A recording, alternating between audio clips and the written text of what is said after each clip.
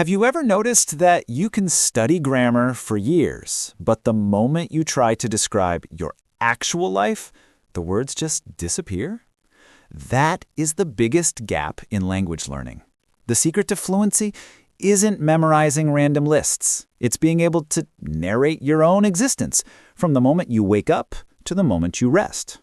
Today, we are going to fix that. We are going to walk through a complete day, your day, and give you the exact natural phrases you need to speak about your routine with total confidence. No textbooks, just real life. Let's get started. Everything starts in the morning. It's the foundation of your day. Now, most people just say, I woke up. But let's make it more descriptive, more visual. Imagine you've just gotten out of bed, you walk to the window. What is the very first meaningful action you take? You say, I open the curtains and let the light in. Feel the difference there? You aren't just opening a window, you are inviting the day inside. I let the light in. It's a beautiful phrase. Once that light hits you, your body wakes up. You need to reset your physical state. So the next phrase you need to master is for that physical sensation. You say, I take a deep breath and stretch. This is crucial because you are connecting a physical action, expanding your lungs, with the English vocabulary. But let's be honest, not every morning is perfect.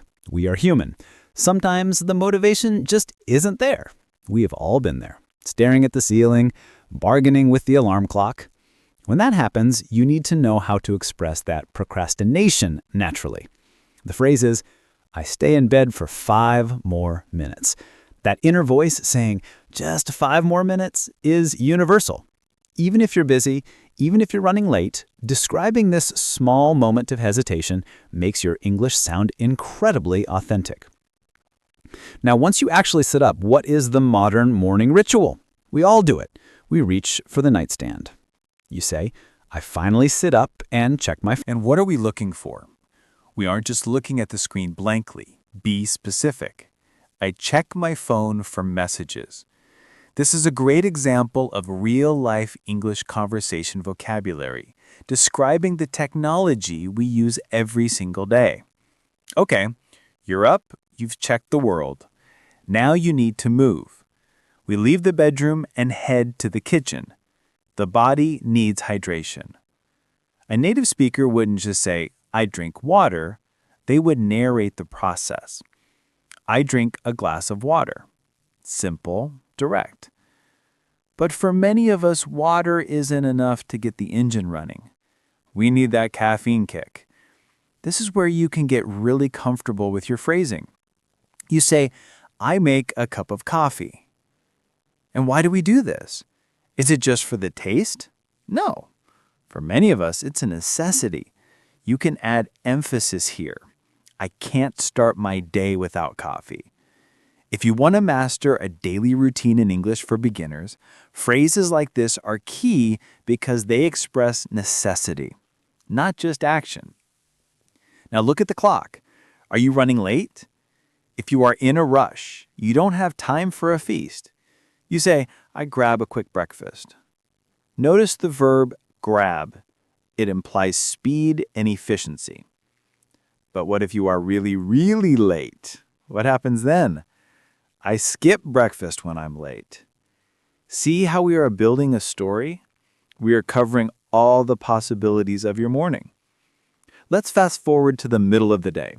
The morning chaos is over. It's 1 p.m. It's time to eat again. A standard way to describe this is, I usually have lunch around 1 o'clock. But the context of lunch changes depending on your lifestyle. This is where your description needs to be flexible. Some days, you are prepared. You've done the meal prep.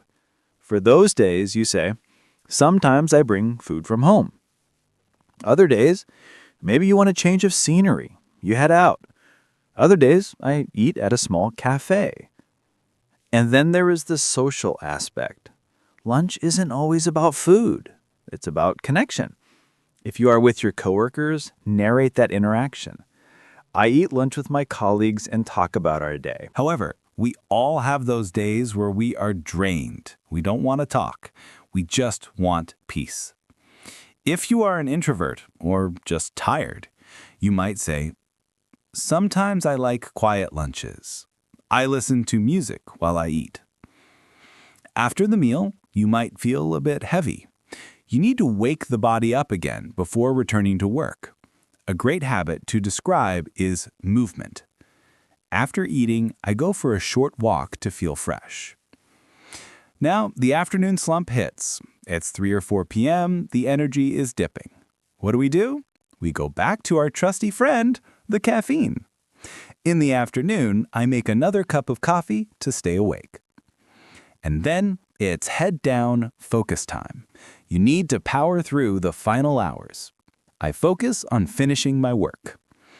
Finally, the day is done. The commute is over. You walk through your front door. The shoes come off. The pressure lifts. What is the only thing on your mind?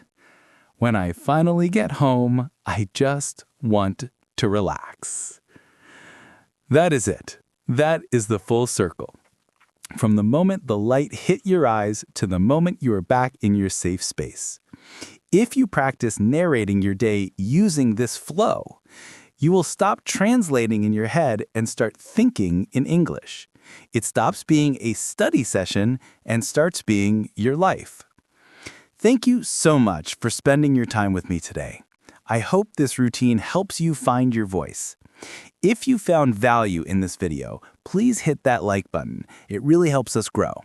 And don't forget to subscribe to English Glow for more lessons that bring English out of the classroom and into your reality. Keep speaking, keep glowing, and I'll see you in the next one.